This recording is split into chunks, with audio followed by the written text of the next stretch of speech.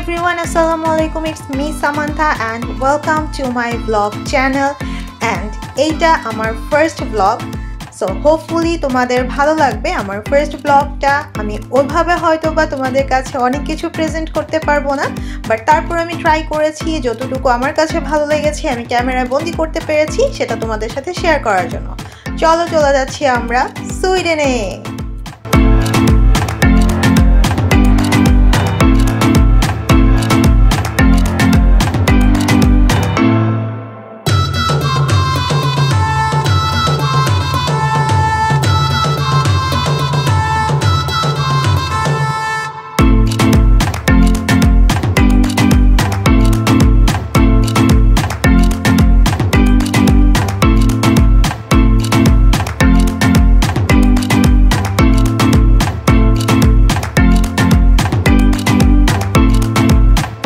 আমাদের বাস ছিল সকাল 7:15টায়। তো আমরা বাসা থেকে বের হয়েছি 6টায়, যেহেতু আমাদের এখান থেকে যেতে অলমোস্ট 1 ঘন্টার মতো লাগবে।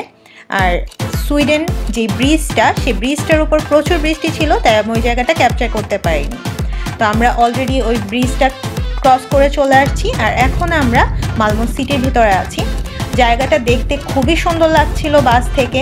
আমি জাস্ট তাকিয়ে তাকিয়ে দেখছিলাম, অনেকটা দেখতে ডেনমার্কের মতোই লাগছিল, কিন্তু তারপরও অন্য দেশ, অন্য জায়গা, দেখতে নিজের কাছে অন্যরকম সুন্দর লাগছিল। আমি জানালা দিয়ে পুরোটা টাইম এই দৃশ্যগুলো এনজয় করছিলাম। তো আমরা অলমোস্ট চলে আসছি, আর হয়তো বা 5-10 মিনিট লাগবে।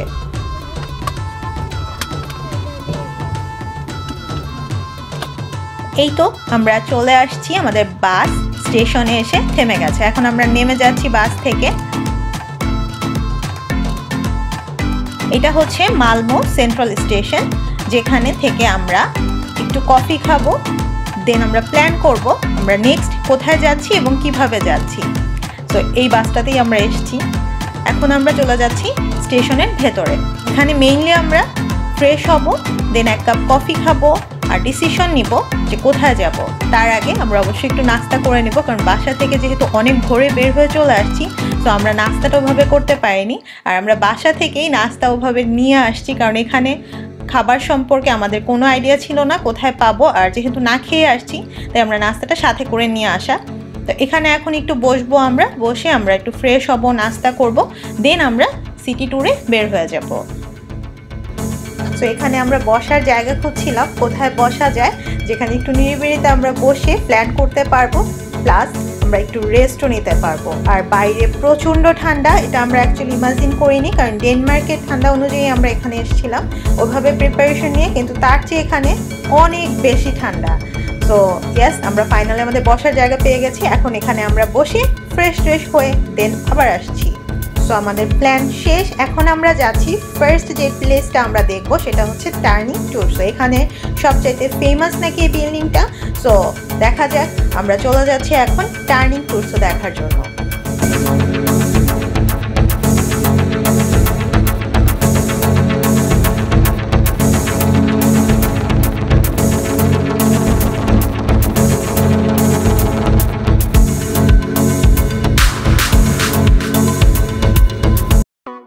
আমরা চলে আসছি টার্নিং ট্যুরসের এখানে। আমাদের বাস চলে গেল আর এখন আমরা হাঁটতে হাঁটতে এটার সামনে যাব এবং এটার আশেপাশে সৌন্দর্যটা দেখবো। এটা একটা সমুদ্রের পাশে, তো এখানে আরো অনেক বেশি ঠান্ডা আর এত বাতাস যে দাঁড়িয়ে থাকাটা অনেক বেশি ডিফিকাল্ট হয়ে যাচ্ছিল। তো চলো তাহলে আমরা চলে যাচ্ছি এটা আরো বেশি ক্লোজ।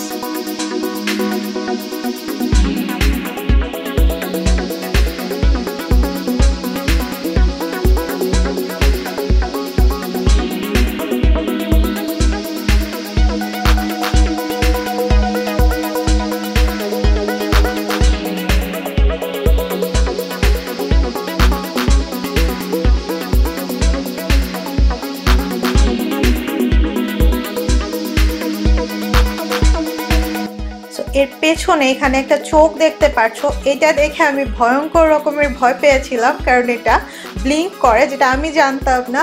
সো আমি ভেবেছি আমি হয়তো বা ভুল দেখছি। সো আমি চিৎকার দিয়ে ফেলেছিলাম যে আমি এখানে ভয়ঙ্কর কিছু আছে, এটা ব্লিঙ্ক করছে। তো পরে যখন সবাই মিলে বললো যে না সবাই দেখছে, তখন অ্যাকচুয়ালি আমি শান্ত হয়েছিলাম। সো এটা আমার মনে হয় সবচেয়ে ভয়ঙ্কর পার্ট ছিল এখানে। সো এখন এখানে আমরা একটু ঘুরবো, ছবি তুলবো, কারণ জায়গাটা অনেক বেশি সুন্দর আর দেখতে খুব ভালো লাগছিল। যদিও অনেক বেশি ঠান্ডা, কিন্তু তারপরও আমরা সব কিছু ভুলে এখানে খুব মজা করছিলাম।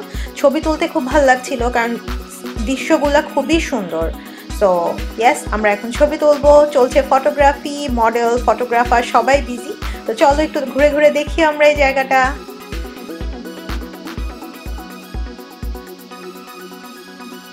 মডেলের ফটো পছন্দ হয়েছে? আমার জামাই তো না তুলতে, যেটা তুলে সেখানে পাশে একটা ছোট বিচের মতো আছে, এখন আমরা ওখানে চলে যাব।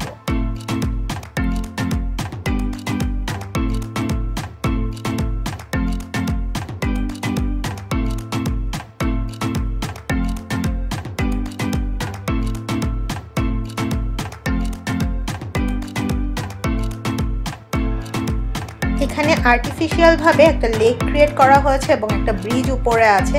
এই জায়গাটা দেখতে অনেক বেশি সুন্দর লাগছিল, যদিও এখানে অনেক বেশি বাতাস ছিল, কিন্তু তারপরেও দেখতে অনেক ভালো লাগছিল। সো আমরা এখানে একটু ঘুরবো, এই জায়গাটা দেখবো, এখানে একটু রেস্ট নিব, দেন আমরা পরের প্ল্যানে চলে যাব।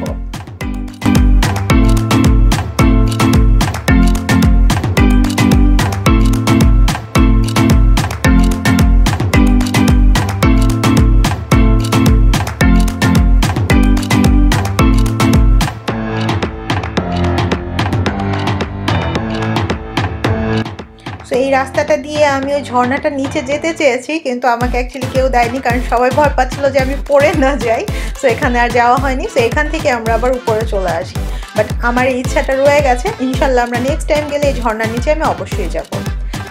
সো এখন এই জায়গাটা অ্যাকচুয়ালি আমরা ঘুরে ঘুরে দেখব, কারণ এখানে জায়গাটা আমার কাছে খুব ভালো লাগছে, খুবই ঠান্ডা। আমার কাছে মনে হয়েছে ডেনমার্ক থেকে সুইডেনে মানুষ আরও কম, কারণ এই জায়গাটাতে আমরা মানুষ খুবই কম দেখেছি, হয়তো বা আমাদের যাওয়ার টাইমিংয়ের কারণেও হতে পারে।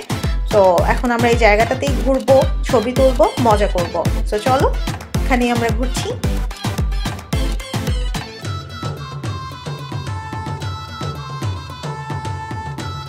ঘুরতে ঘুরতে আমরা এই জায়গাটা আমার কাছে খুবই ভালো লেগেছিল। দুই পাশে ঘাস, এখানে এক পাশে নদী, স্পিড বোট দেওয়া আছে, চাইলে উঠা যেত, বাট অ্যাকচুয়ালি আমরা উঠিনি, কারণ ওই টাইমটাতে কেউ ছিল না, সবগুলো বোটই লক করা। মেবি এগুলো প্রাইভেট বোট বা এই টাইপের কিছু একটা হবে। সো ওখানে জাস্ট আমরা ছবি তুলছিলাম আর সাইড দিয়ে ঘুরে ঘুরে দেখছিলাম। আর এখানে সাঁকোর মতো করা আছে, যদিও আমি পানি অনেক ভয় পাই, বাট এই জায়গাটাতে আমি খুব এনজয় করছিলাম। আর দেখতে জিনিসগুলো একটু ঐতিহাসিক কিছু ওরা প্রেজেন্ট করেছে টাইপ মনে হচ্ছিল, খুবই ভালো লাগছিল জায়গাটা দেখতে।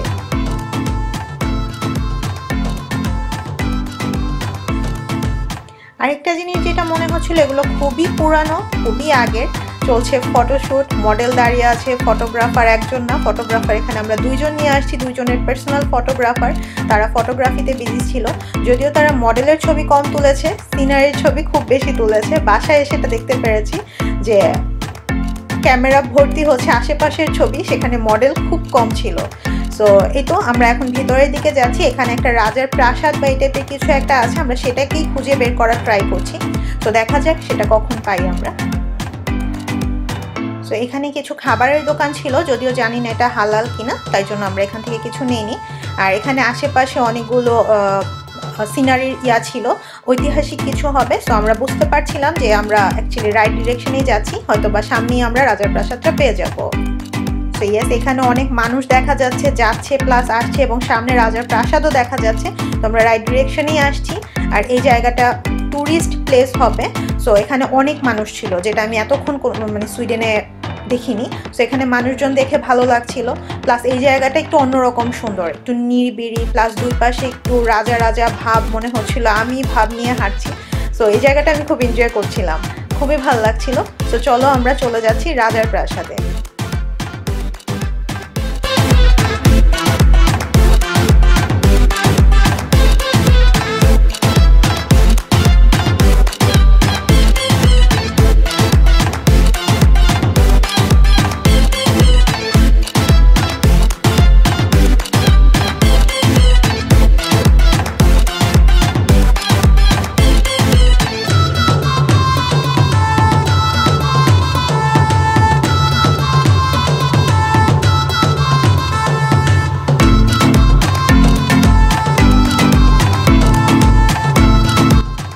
পেয়ে গেছি আমরা আমাদের কাঙ্ক্ষিত রাজার প্রাসাদ। এখন আমরা এটার ভেতরে যাব। এটা নিচে অ্যাকচুয়ালি লেক করা মেইন রোড থেকে, আর উপরে একটা ব্রিজ দেওয়া, ব্রিজটা দিয়েই আমরা যেতে হচ্ছে। আর দুই সাইডটা দেখতে খুব ভালো লাগছে, কারণ পানিটা এক সাইড থেকে আরেক সাইডে যাচ্ছে। সো এখানে আমরা কিছুক্ষণ দাঁড়িয়েছিলাম দেখার জন্য, তারপর আমরা ভেতরে যাচ্ছি।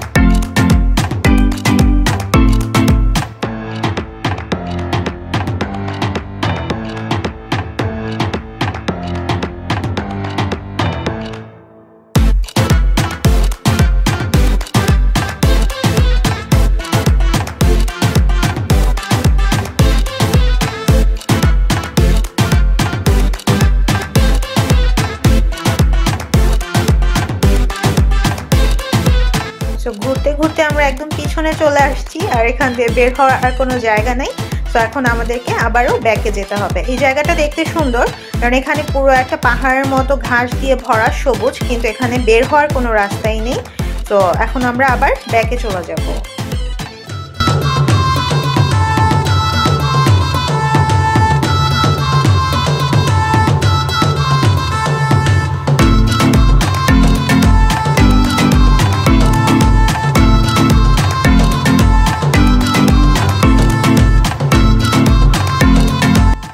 তো এখন আমরা বের হয়ে গেছি। এটা হচ্ছে বাইরে থেকে পুরো প্রাসাদটা। এখন আমরা যাব রাজার গার্ডেনের দিকে।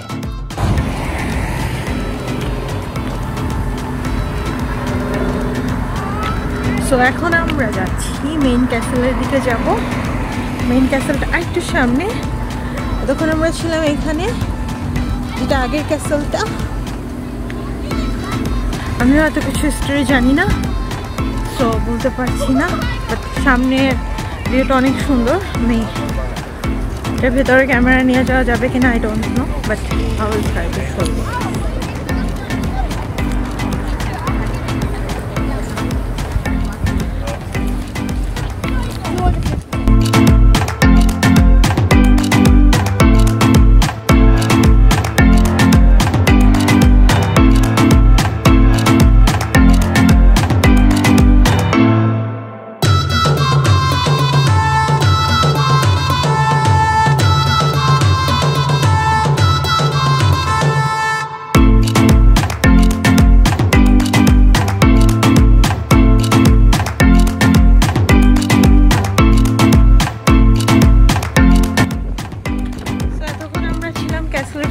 এখন হচ্ছে ক্যাসেলের বাইরে যে ক্যাসেলের বাগানটা, সেখানে আছি আমরা।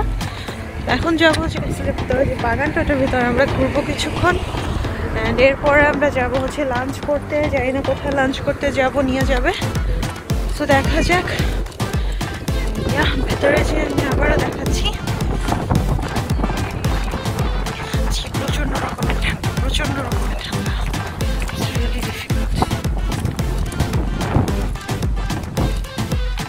বাতাস প্রচুর এখানে, অ্যাকচুয়ালি দাঁড়ায় থাকা যায় না।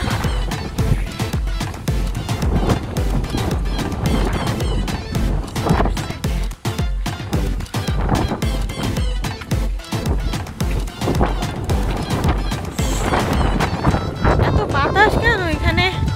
আল্লাহ, এখানে আবার সেই বিচের মতো বাতাস। ক্যাসেলের পেছনের গার্ডেন, যেখানে রাজারা ঘুরতে আসতো। এইখানে কি রাজারা ঘুরতে আসতো? এখানে কি রাজারা ঘুরতে আসতো? তাহলে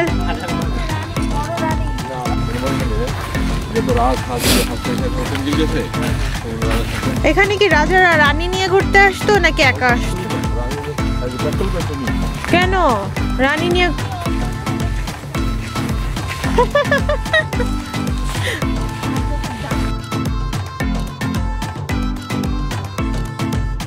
সো এখানে আমরা বেসিক্যালি নিজেরা গল্প করছিলাম যে রাজারা এখানে কি করতো, রানীদেরকে নিয়ে আসতো নাকি রাজারা অন্য কাউকে নিয়ে আসতো, সেভাবে আমরা কথা বলে বলে মজা করছিলাম আর পুরো বাগানটা ঘুরে ঘুরে দেখছিলাম।